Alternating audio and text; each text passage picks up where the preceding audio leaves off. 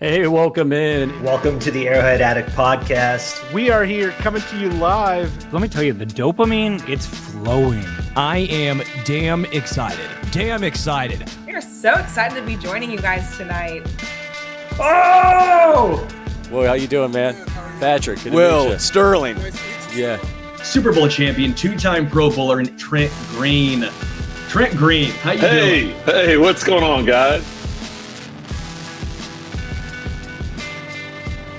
He picked it up! He picked it up! He's gonna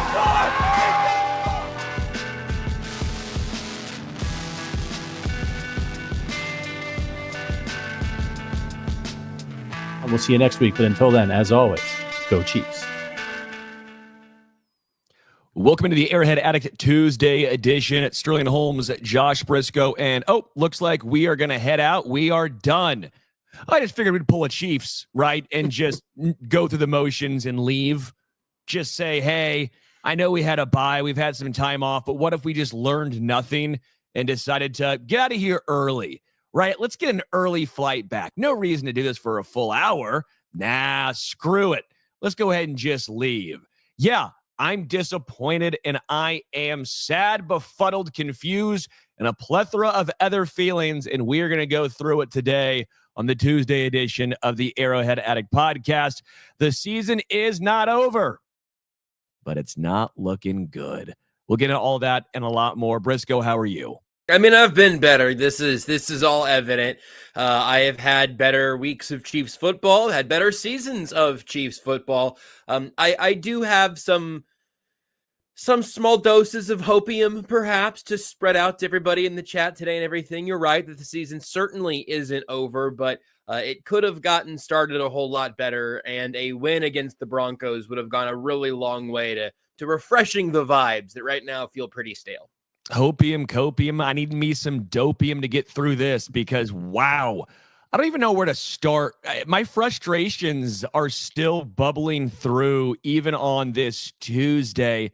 And I think where they come from is I understand the three-peat hangover. I understand the amount of playoff games that this Chiefs team has gone through compared to the rest of the NFL. And I understand the grind of a lot of the Chiefs' schedule when you're constantly playing the ones, right? Like when you are the Raiders, you're playing the fours, and you're Denver, you're playing the twos or threes. So that does make a difference. But I guess where my frustrations really arise from is when we keep hearing about, we're going to get that cleaned up. And it's the same thing every single week. When, we're going to start hitting on the deep ball. And then you throw two deep balls to start the game and you don't complete either of them. When you find something that's working, running the football under center, and you decide, let's be the smartest dude who's ever lived because they think that we're going to pass, so we're going to pretend to run and then actually pass because we're going to try and confuse them. The only person that's confused is the coaching staff in that situation. Run the ball. That's the smart thing to do. That's the genius thing to do. Don't overthink it. And again, just coming out of a bye, and I know people will talk about energy, and we've heard energy a ton. Where is the fire? I mean, that first drive defensively was great. Chris Jones had a nice game. Karlaftis had a nice game. I think Jalen Watson and Brian Cook, for the most part, outside of the final drive, really had a nice game. But it just feels different. Even last year, where they didn't feel as good maybe as this year, they made the winning plays. It's like when the game is on the line, the Chiefs are puckering. And that's what makes it so frustrating is we've not seen this. With the Chiefs getting outplayed and Patrick Mahomes getting outplayed by Bo Nix. I'm not a believer, but my goodness, what is happening? It's 2025. I'm sad. Help me, Brisco. I'll help a little bit, but probably not a ton.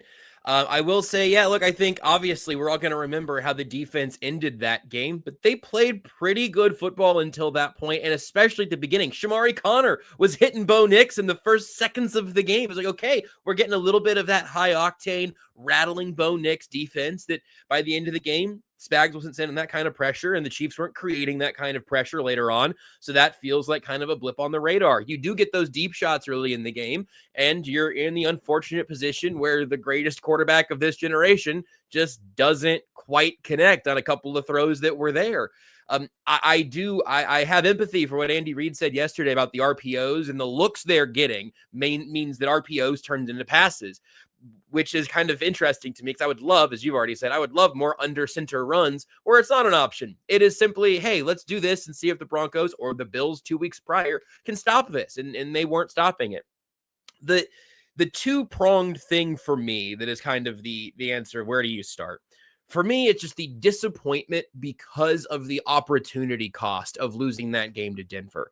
Because for all of those true things we've talked about, how they've I'll connect it with the second thing for me, which is that all the underlying stats say this is a better football team than it was last year.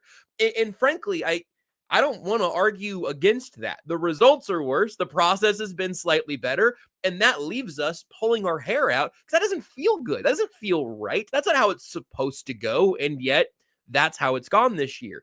But that underlying success not turning into a proper number of wins, and specifically, we could have looked back on the first 9 games of the season and said, hey, the underlying stats said one thing, the record said another, but when it came for a chance for a refresh, when you have the bye week to self-scout and get Andy Reid off a bye, historically good and all of that, out of the bye, if you beat the Denver Broncos in that first game, they are going to be running scared of you the rest of the regular season, and you are going to look like the Terminator just chugging along behind them saying, if you trip up, we're taking the division.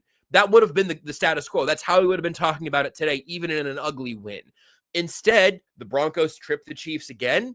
They've got nothing but grass in front of them, and we're talking about, like, who should we be rooting for this week amongst the other AFC wildcard contenders, because the Chiefs are just in the wildcard race now. It's where they've rightfully found themselves, and now you have another game against the Indianapolis Colts that you kind of gotta have, and the Colts have been the better football team this year.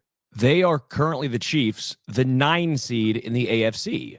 They're behind Jacksonville. They do not have the tiebreaker. They're behind the Chargers, who they'll have another game against to try and get that at least tied up. They're behind Houston, who is the 8th seed, who will have a chance to, again, get the tiebreaker over there. You look at it, the Chiefs need to go 6-1 to have a they're-in situation. They have to go 6-1, and they're in. I mean, at 11-6, you're in the playoffs. Yep. 10-7, and it depends where those losses come from. If you lose to the Chargers, or if you lose to the Texans, even if you one of those 2 games, you really can't lose to those 2 teams. The Chiefs have put themselves in such a precarious situation. And again, I think where, again, my frustration really comes from is 10 penalties. It's the dumbassery of off of a bye, Juwan Taylor still doing the same things he's done in 3 years here. It's after having like his best month as a Chief, arguably, which makes us even kind of more unwilling. It's like, and of course it's on a big time play. Of course it is. Of course. And again, Juju Smith-Schuster's hold penalties in the first drive, they were weak at best, but you started to see what was going to get called, and the Chiefs did not adjust. The Broncos didn't really either. No, but the Broncos nor did the refereeing crew, for what it's worth. No, and I'm not saying they did a great job, but at some point when you're the team and you keep getting penalties called against you, have you thought about maybe adjusting? And that's where we keep finding this team is the lack of adjustments is killing them. They have 3 teams. It's 3 phases: offense, defense, and penalties. There's no special teams. They're penalties. Every punt, kick, return feels like a penalty. Somehow you get block in the back when you've never seen it on that side of things. You have a blocked extra point. You have Harrison Butker, I don't know, nearly whiffing a ball that goes 20 yards on a kickoff. It's just this team is so bad at the little things right now, and they're not doing the big things good enough to overcome that. And I do think we have to have an overarching conversation on Patrick, whether it's play calling or not. He had some open looks. I know Rashee Rice dropped a couple balls. I'm not saying the receivers were perfect in this game, but there were opportunities. Patrick's not played good. Patrick has started to really dwindle down. He stopped using his legs. I don't know if under center is starting to actually hurt him while it's helped the run game. RPOs, I think, have been bad for this team. I think it's been bad at this point for this team. There has to be a conversation now about Patrick as what has happened, what has transpired, what has gone on from the greatest player in the planet to, I think, some realistic struggles of making a horrible decision yet again down on the goal line, trying to force that ball into who? Elijah Mitchell. Picked off, and of course the Broncos end up scoring a touchdown on the ensuing drive. It's just a multitude, a comedy of errors that feels like Yakety Sack should be playing in the background. And I think to some extent the Broncos game, as much as anything, is a little bit of a Rorschach test where you can kind of watch that game and come out and decide who you want to criticize or point out or nitpick or whatever, because I think that pretty much everybody has a reasonable argument for what they did wrong in that game. Like, I understand the frustration or disappointment or whatever that comes with Patrick Mahomes making mistakes, because that's not something that we've seen from him very much. When he looks human, it's jarring, and the Chiefs' ceiling falls, the floor falls out. I'm okay with talking about Mahomes. That pick was on him and was a mistake. Those early misses were really brutal, because imagine how that game goes if one of those catches is reeled in and all of a sudden you're telling Bo Nix to play catch up. I mean, it's a totally different football game there. So I think you can point to Mahomes. You can also point to what I know I've talked about this on this show. I've talked about this every day of the season, it feels like, where you watch around the rest of the NFL and you find some of those easy buttons that other quarterbacks are able to access a little bit more frequently. And then you see when it goes away, like when Jared Goff was in living hell in primetime. And you go, oh man, the Lions are like broken right now. Jared Goff can't play quarterback. This is bizarre. Well, Jared Goff lost his rhythm. He was being like bullied in the pocket, and nothing offensively was in the groove that they typically want it to be in. It feels like the Chiefs have been playing without any particular rhythm or without any particular groove or without any particular strength on offense throughout the season to this point. It's patchwork things together. It's, here's what Andy Reid wants to see, and here's how we can execute it. Here's Travis Kelce looking 5 years younger and playing really good football, and unfortunately not being enough to save the offense. Here's Rashee Rice returning and then having two pretty quiet games with some mistakes of his own. Here's Juju Smith-Schuster in the red zone. Here's Juju Smith-Schuster holding penalties and then not being involved in the passing game. Hollywood Brown's coming back to the offense this year. He disappears and has a big play and then disappears again. The running game, obviously, you've lost Isaiah Pacheco, but you have Kareem Hunt, who, by the way, like, I do think absolutely more under center runs, more running the football, and more for Kareem Hunt against the Broncos and against the Bills. I would co-sign all of that, while also noting there were a few times on Sunday where I was afraid that Kareem Hunt had just taken his last carry of the day, just because you can tell how heavily he has been wearing that workload and scraping himself off the turf so many times. So all of that for me is a way that it all kind of gets spread out a little bit. The blame, the credit, whatever. There is not a fastball in this offense right now. I think this offense's fastball early in the season was Patrick Mahomes taking off and doing it with his legs and then kind of saving your drive and keeping it going. I think they've been a bit identityless, and that's a really frustrating place to be in when you have Andy Reid, Patrick Mahomes, Travis Kelce, and all of these pieces that have had so much success before. And the O-line is good. And the wide receiver room is deeper than it was last year. So right now it feels like less than the sum of its parts. And that is a absolutely bizarre place for the Kansas City Chiefs to be. So I see this from Major Chip Hazard. The run game in football is like the jab in boxing. A boxer who doesn't throw a jab cannot control the fight. I want to get into some of that because I think it's a very interesting conversation. I want to get into a little pushback on the fact that the Chiefs, I think, do have a couple of easy buttons on this team, and a few more underlying thoughts, especially in regards to the offensive line overall. So there's a tease. And what I'm going to do is not tease you here, because why tease about Underdog? Because Underdog is in full swing with football just here. It is right now. You have the NBA. You have a whole bunch of things you can have fun on right there on Underdog. It is the best place to get in on all of the action. So if you're into basketball, football, hockey, or any sport in between, Underdog is the best place to get in for you. So super easy. Talk about it every single week. Whether your favorite players go higher or lower, the choice is up to you for football, rushing yards, receptions, touchdowns, and a whole lot more. You get your picks right, you can win up to 5,000 times your cash. Against the Colts, I'm going to keep doing what I have been doing, all right? I've been rolling with Kelce very hard.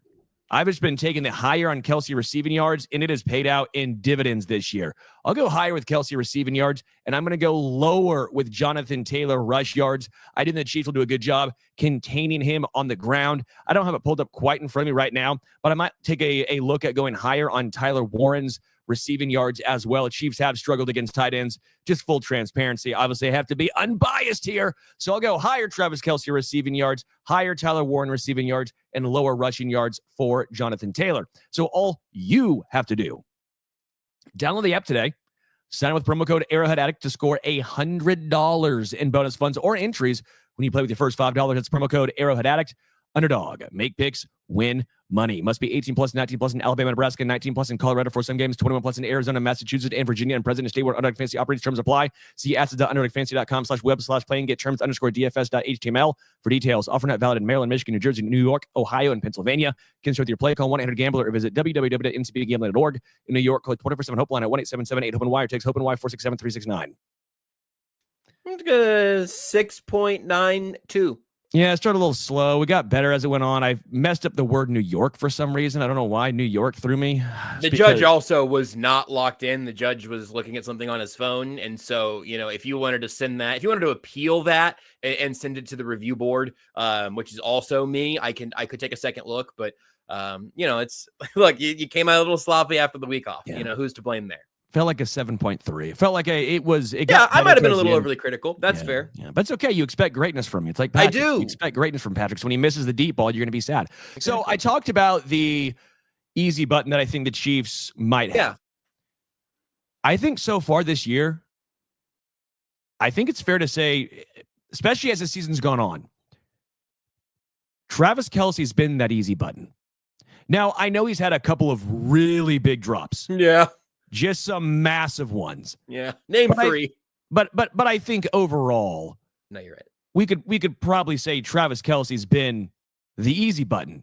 He was the easy button in this game against Denver. They had no answer for him. I thought he was phenomenal in this game. Okay? And then here's the other thing that I think the Chiefs have the easy button on. And whether you want to blame us on Patrick for either checking out or the RPOs, or if you put us on Andy and Nagy, I think a lot of folks shoulder the blame here. If you want to say it's on Brett Veach for not having better depth or a better running back room overall, we can entertain this as well. What I don't want to do is rip on Kareem Hunt, because I thought Kareem Hunt had himself a tremendous game against the Broncos. Outside of one pass pro pickup that there was some confusion with him and Patrick on, that was, I think, just some confusion on. He was outstanding in pass pro, and he gave his all on the ground, and he was running extremely effective. Now, here are some numbers that Jason Anderson, the co-host in the Zone, he came up with. On first down, the Chiefs had run, I think it was 56 under center plays, not counting the end of the Raiders game with Brashard Smith in the game because they weren't doing anything there, and not counting Patrick Mahomes scrambles, because we thought that was actually unfair to actually help the numbers we were bringing up. So 56 on first down under center plays. How many were runs and how many were passes? I'm going to say more than half, 60% or so of those were run plays. So you and I were on the same page. It's actually more drastic than that. Oh, really? 43 runs, 13 passes. Oh, yeah. Well, they haven't been doing a whole lot of, and you under center, you assume if it's a pass, it's a play action most likely. And the Chiefs haven't done a whole lot of play action passing, so that makes sense. Patrick, on those pass plays, is 7 of 13 for 4.9 yards per attempt. Yeah. Are they running it for more than that? They are running on first down under center. Yeah. 6.4 yards a carry. Yeah. I'm laughing because it doesn't surprise me, but it does kind of hurt. But the point I'm bringing this up for is not to, I guess, not me trying to really take a shot at just anything. That the point I'm trying to make. Here's something that's been working. Yes, It's been working. Yeah. So why do you abandon it? Why do you stop doing what is working? And this has been my frustration all season long. We've had some frustrations. Andy Reid's a Hall of Fame coach. Andy Reid is not someone I want to change out as the head coach for KC. I am not saying fire Andy Reid like some folks have been saying. What I am saying is he is overthinking this. 6.4 yards a carry on the ground when you're running the ball under center with Kareem Hunt. What are we doing here? We can ask for Breece Hall all we want, but 6.4 yards a carry with Kareem. There is effectiveness happening. The offensive line is getting a hell of a push. But then, again, the 4.9. This is what it's intriguing and why I can't say it's all on Andy. Does he see that 4.9 and say, Patrick's just not comfortable throwing the ball under center? He's not comfortable. He doesn't do it very much. So, I mean, that would make some sense. And so I wonder why, I wonder if that's the reason why we're not seeing more under center plays. If Patrick is simply not comfortable throwing the ball under center, because it is different than at a shotgun. At a shotgun, you get it back there, you can see everything unfold in front of you. The Chiefs can't run under shotgun, but they can pass out of shotgun. They can't pass under center, but they can run under center. So there's a large disconnect in between the two. I just don't know where your thoughts are and where the Chiefs should go from. I know mine. I would just go under center more and make them stop you, because right now you are still seeing light boxes even under center. Yeah. And you hope that Patrick Mahomes will figure out how to throw the ball under center. But this is where I land on the subject. I thought those numbers were very enlightening. Yeah, this is a little bit off the beaten path, but I wonder how much under center, how many literal under center snaps did Patrick Mahomes take at Texas Tech? Because I think it makes total sense. You're going to find different quarterbacks who have different success this way. It makes total sense that Patrick Mahomes would be at his best and at his most comfortable in shotgun with the opportunity to, as you said, look at the entire defense pre-snap, get your reads. Patrick Mahomes gets less credit for his pre-snap ability because of what his physical tools are and because of how he came in the league. Most people, I still think, underrate what he is doing pre-snap and then how little opportunity you have to change your mind after the snap has started, right? Football is even more of a mental game than I think most people understand, just because it takes a long, you have to learn a lot of those mechanics to go, holy bleep, there really is a lot going on here. It's why I've talked all the time about how much I love Prime Vision on Thursday Night Football, because I'll just be explaining to Renee, okay, but watch, they're gonna disguise their coverages. So the safeties look here and they move here. And obviously what I am telling Renee is not 401 Patrick Mahomes against the Denver Broncos stuff, but I really do love that part of the game. So I understand why that's the preference. And alternatively, if you're going under center, you're turning a play action or handing the ball off, you're turning your back to the defense. So you can go read the defense, and then as you take the snap, you are not physically able to see what is changing in the picture you just took.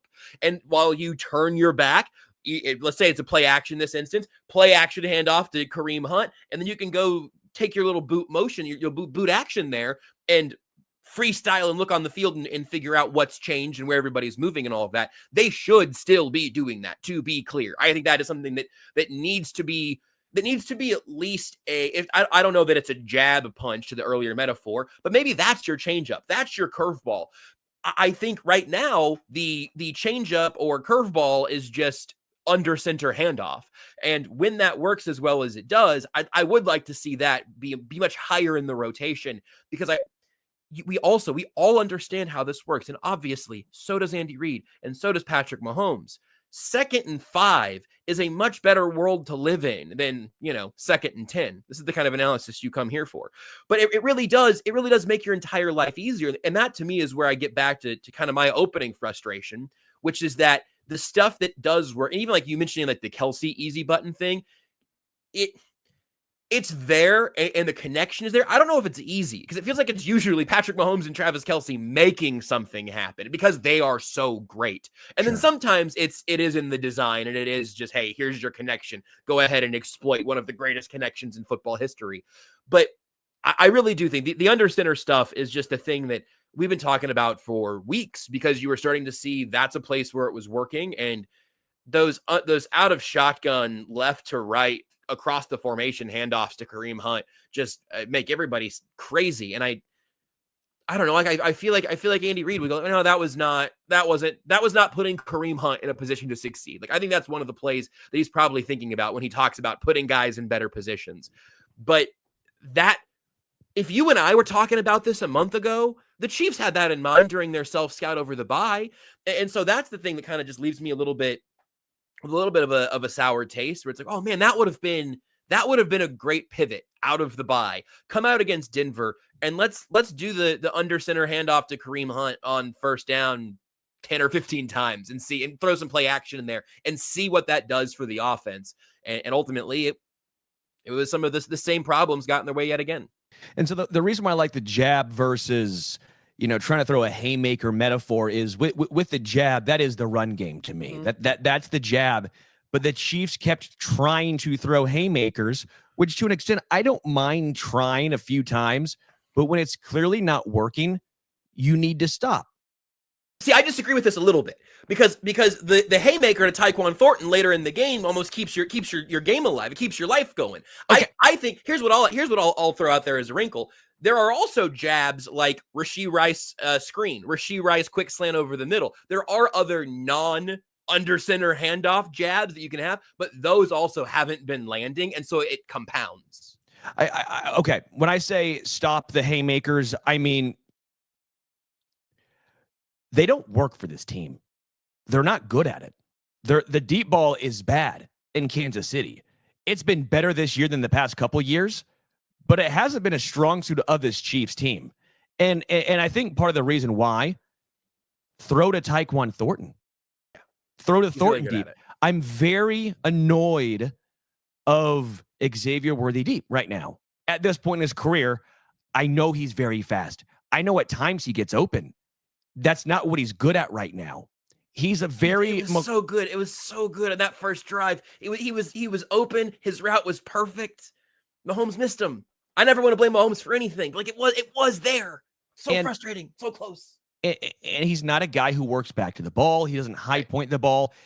Right now, he has work to do still. I'm with you on that. I think Xavier Worthy has growth still to and he's not a finished product. I'm not even saying he's a bad player. I think he's just being utilized incorrectly at this point. I think he's very good, as we saw later in the game. There's a third down little whip route inside out. Mm-hmm. Yep. And it was gorgeous. I'm like, that's what he's good at right now. He is a very good route runner, but the deep ball needs a little bit of work because that deep ball right now, again, not trying to take a shot at this guy, a little McCole Hardman-esque, where he's only going to beat you with speed, but he's not going to high point it. He's not going to bring the pass interference called consistently. Like Tyquan Thornton will work back to the ball and he will get you that pass interference call. He will high point the ball and bring that ball down. I just think that Xavier Worthy needs to be utilized more in the Hollywood Brown role. And I need to see more Tyquan Thornton in the Xavier Worthy role, quite frankly, at this point. It's not a knock on the guys. It's just where they're at in their current career. Tyquan has really blossomed in, and I think has a nicer connection with Patrick on those deep throws more than Xavier does. But the offense, we know the issues, and the reason why it's even more frustrating is I think the offensive line, for the most part, played a great game against the best defensive line in the NFL. I don't think it's the best defense in the NFL. I think that's the Texans, okay? I think just top to bottom, 1 through 11. Right, I'm going Texans. But if you are saying the best defensive line total, I'm going this Broncos D-line that's been outstanding. But this defense for the Broncos didn't have Singleton, their main linebacker, and they didn't have Patrick Surtain. Yeah, I was going to mention that. Their secondary, even with Surtain in this year, hasn't been great. It's been because the pass rush has been phenomenal, right? That's been the difference for this Broncos team. I don't think their secondary is great, which is why, again, I think we saw a lot of open receivers in this game. It was miscommunications. Riley Moss had like 80-some yards of receiving for the Chiefs, if you think about it. Riley Moss and Jawan Taylor were having a penalty off to see who could have more. Riley Moss won in yardage for sure. It was... I'll say on the pass catcher thing, just to give us something else to agree on. I am always down for more Tyquan Thornton, and I do think, like somebody asked, like why not more quick slants for Worthy? And His shoulder hasn't been on the injury report in a while. His ankle only popped back up again because he aggravated it a little bit, apparently. I would like to see other ways to get the ball in Xavier Worthy's hands. I'm totally with you on that front. And I think Tyquan Thornton right now is better at giving Mahomes some margin for error in terms of coming back for the ball and being the weirdly fully formed target that he is, which is just weird because the Patriots said, we have nothing to do with you anymore. Like, just go catch on. This is like the top 5% of outcomes for Tyquan Thornton. He joined the Chiefs practice squad last year. I was like, oh, maybe next year you'll be their best deep ball receiver. It's like, yeah, probably not, but it's worth a shot. He's been that guy. So I am with you on that. I think more designed touches in different ways for Worthy would be really interesting, because they're trying to find other ways. They're trying to find ways to get Rashard Smith the ball out of the backfield. Like Rashee Rice is lining up at running back. You want Xavier Worthy in the backfield a little bit to try to run some of those? I don't know. I do think if you're looking for more creativity, finding other ways you can put the ball in your speedster's hands is a good way to live. And then I'll just say, yeah, I was also pretty pleased with the O-line again, with a real big test there. Not flawless, no. But Mahomes wasn't flawless in the pocket either, which is, no one's ever flawless in an NFL game, so that's probably the wrong standard. But like I feel really good about the Chiefs' offensive line, and the offense is not making enough plays in the final moments you need them, which just creates such a frustrating season.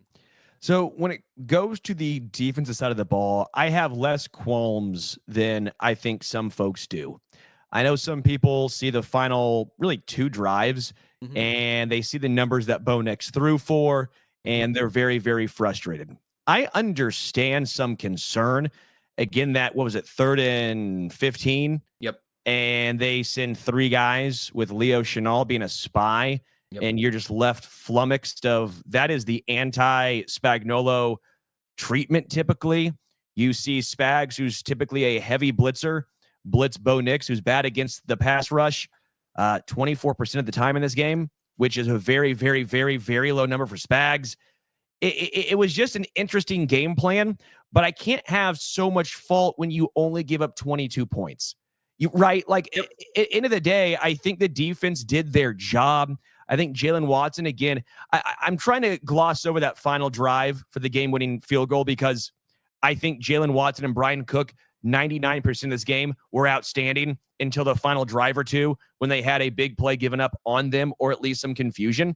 But overall, I thought those guys played great. I thought the pass rush, again, I'm talking Chiefs pass rush now. I'm not talking the 85 Bears. I'm not talking the Broncos this year. I'm talking for the Chiefs pass rush. This was one of the better front 4 performances we've seen. I thought Karlaftis was great. I thought Chris Jones had his best game of the season.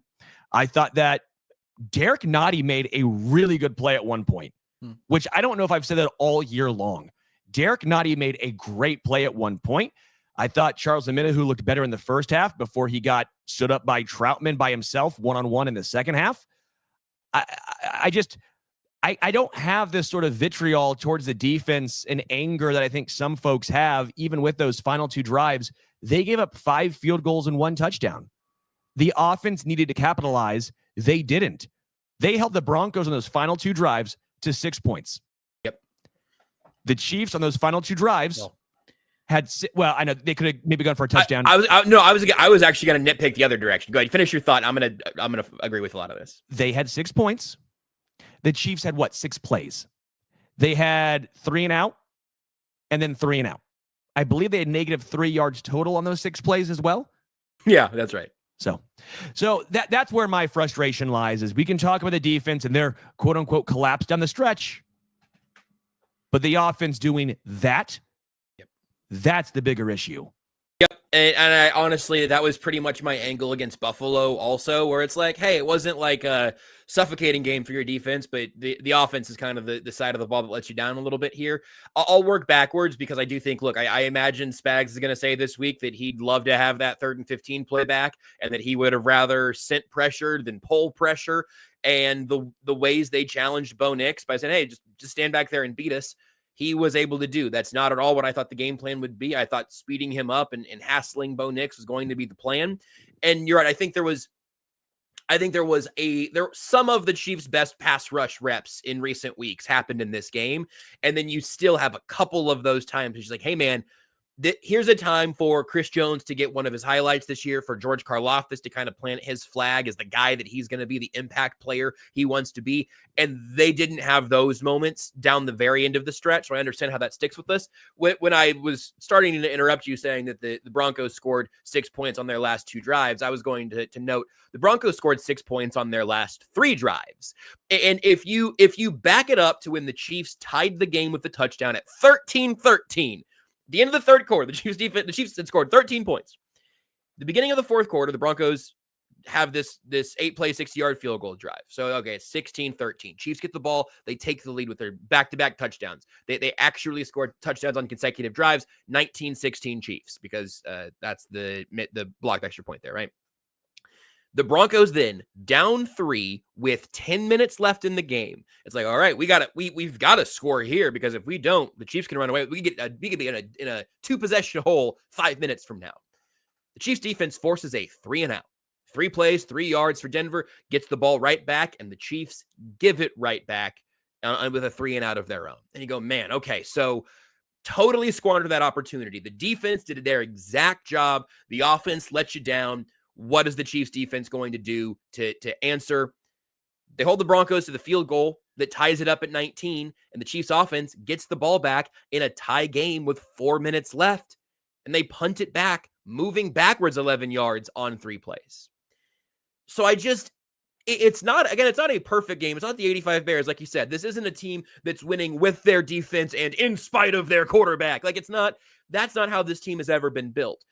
The way this defense has always been asked to perform, like in the Spags era, essentially, is like, hey, create a little bit of chaos, and at the end of the game, make sure we have a chance to take the lead, extend a lead, have the ball at the end. Ain't really any of those things. Make sure we have the ball last, and we're within striking distance, and that's probably going to end well, certainly come playoff time, right? That's how the Chiefs have lived so far. And the defense did plenty to do that and to give the offense plenty of opportunities. So, yeah, I know they're going to be frustrated. I know Spags are going to be disappointed in the 3rd and 15 and the missed opportunities. They did have some missed opportunities. Bo Nix doesn't score 22 points against everybody, right? Like, even when we're judging what he's done this year, the Raiders held them to 10 points the game prior. So it's not a perfect day, but I'm absolutely with you. I just think that the bulk of this falls to the offense. So let's end on a more positive note, because the special teams. I thought we did offense, defense, and special teams. What, something happened? We had offense, defense, and penalties. That's what they're called now. We've spent 38-ish minutes frustrated. Can you hear the squirrel outside my window just howling right now? Is that coming through? No. Okay, it's not just me. The special teams. It honestly, sounds like one. Did you really? Okay, good. That one, yeah. It sounds like a dog's squeaky toy, but I have my window open because it's beautiful out, and there is a squirrel right on this tree. Did you steal its nuts? No comment. Okay. Just making sure you didn't steal that squirrel's nuts. I'll tell you what, I know I didn't, because they are all over my yard, dug in little dirt holes. There you go. Okay, let's end on a better note. Sorry. Let's end on a better note here. The offensive line looks good for the most part. Jawan Taylor, take him out of the equation, just throw him to the side and let Jalen Moore play. And I would think this is one of the best offensive lines in football. I mean, I've been very impressed. I think they've done actually a pretty good job in the run game. They've given Patrick Mahomes time. I think some of the sacks this year, it's actually been the opposite, where Patrick has had the quarterback sacks when I think in past seasons, it's been the opposite, where he's bailed out the offensive line, which I do think Patrick at times looks more comfortable, which we've seen at times where he's stood in the pocket longer and gone through his progressions more and made some really, really nice plays in the pocket instead of bailing, which has been nice to see. I think Kingsley Sumatia, we'll see with the injury and the concussion, all that, but he's really turned into a really good left guard. I mean, a really good left guard. Creed Humphrey is still the best center in all of football. Nice to see Trey Smith play better with the back injury, obviously, because he was not good against the Bills. The bye week looks like at least did him well. Josh Simmons had some issues, but he's going to, as a rookie, first game back in a month against this Broncos D line. I think overall there was more He had some buttery smooth reps too. Like I'm not worried about Josh Simmons one bit based off that game. So I'm thrilled there. I think the run game again has looked good when they actually do it. I think Travis Kelce has reverted back to age 29-ish Travis Kelce, which is crazy. It looks like he's gonna break the 1,000-yard threshold yet again. The defense looks good. And again, if we're gonna talk some positives, I hate doing this, but I don't want to be all doom and gloom. Like some of the underlying metrics for the Chiefs are really freaking good. Yep. Like the betting, I know the betting market is what it is. They believe in the Chiefs. And, they're favored against the Colts. And take that as you will, but that means something because they don't build all that stuff on being wrong, right? So there's that small amount of hope. You look at the points scored versus points against. They're like, what was it, top 5? Or I think it was going into this game. The Chiefs defense has allowed fewer points this year than the Broncos still. It was like 25 plus points a game and like 17 and a half or 18 points against. I mean, the underlying numbers scream, this is a pretty good team. Here you go. Point differential in the AFC, top 4. Colts, Patriots, Chiefs, Broncos. 8 wins, 9 wins, 5 wins, 9 wins.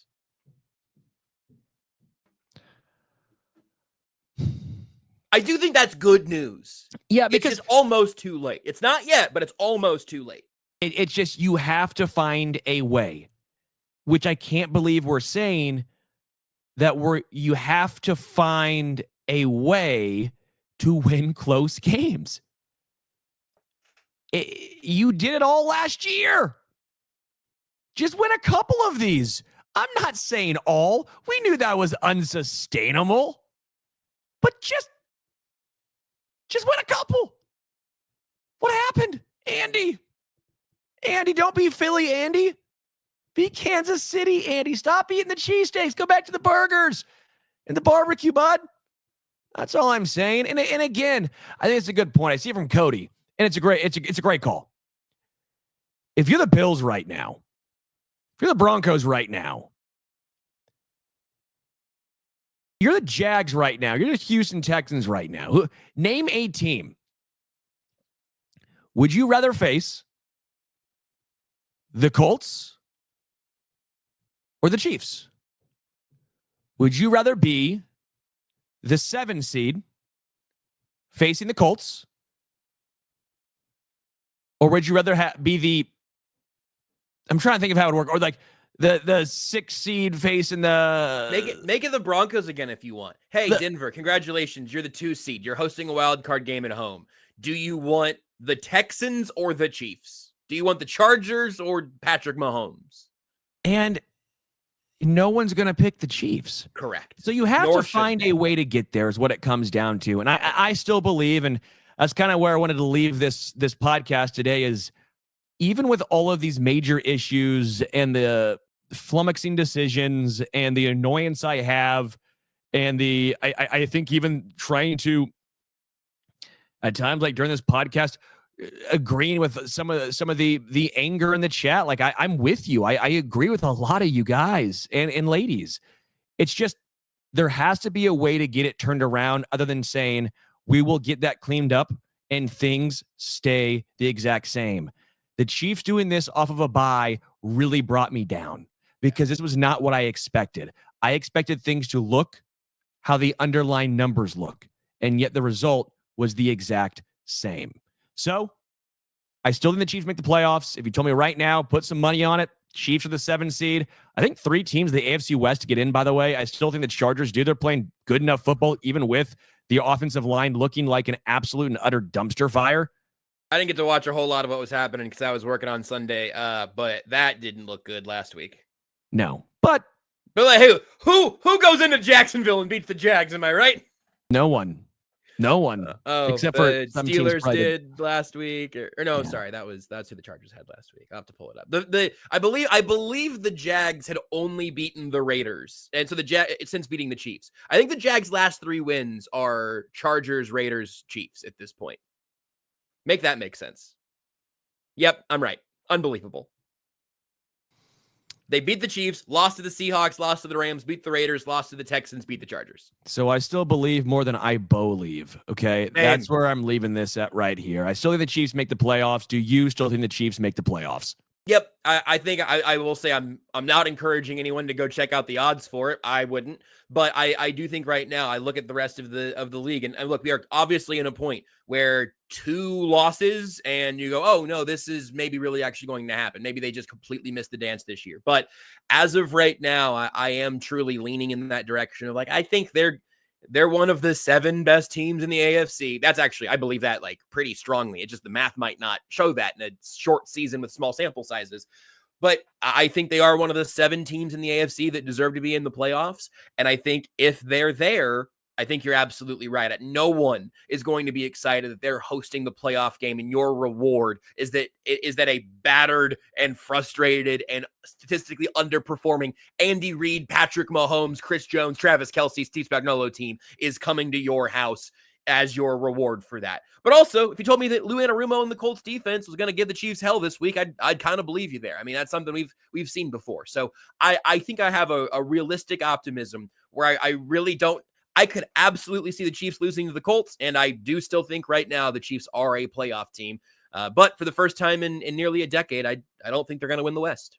So I appreciate everyone hanging out with us and voicing your frustration and everything you guys have put in the chat. I hear you, and I believe and I agree with a ton of you. If you guys want to give us a 5-star review wherever you get your podcasts, I know we say it every week. It does matter. It does mean a lot to us. It makes me feel pretty good. Not gonna lie. You can follow me on the X at HomestretchKC, Brisco at JB Brisco. I won't tell you guys how to fan, okay? But I'm choosing to believe. I believe that this team can still make the playoffs. I will try my best to not tell people how they should fan. If you want to be doom and gloom, if you think the season's over, that's your prerogative. But I'm going to be a little optimistic here. I think that the team that has been to 3 straight Super Bowls deserves at least a little bit of grace here. I, on the other hand, have no problem telling you how to live. Just ask me. I'll let you know. So we'll end it here. You've been tuned in to the Arrowhead Addict podcast, where the Chiefs fans come together to talk, celebrate, and debate. For more coverage, hit up arrowheadaddict.com, powered by the passionate fans at Fanside. Until next time, we are out.